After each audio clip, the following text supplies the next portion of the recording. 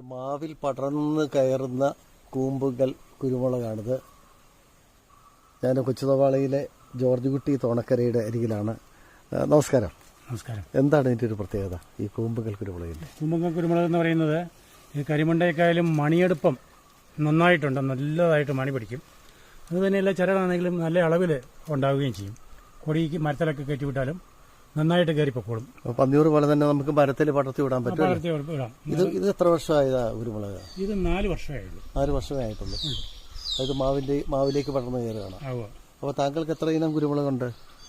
ഒരു 10-12 ഐറ്റം കുരുമുളകുണ്ട്. അതിനകത്ത് ഈ കൂമ്പുകൽ നന്നായിട്ട് കൂമ്പുകൽ കാര്യമായിട്ട് ഞാൻ കൃഷി ചെയ്തിട്ടില്ല. പക്ഷേ അത് വെച്ച് കഴിഞ്ഞപ്പോൾ നന്നായിട്ട് തോന്നി.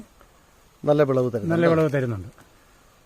ഇതാണ് കൂമ്പുകൽ. നിറച്ച് കായുണ്ട്. അത് മുകൾ തട്ടിലേക്ക് കയറുന്ന ഓരോ ചില്ലയിലും ഓരോ ശാഖയിലും നന്നായിട്ട് കായ ഫലമുണ്ട്. അതാണ് കൂമ്പുകലിൻ്റെ ഒരു പ്രത്യേകത.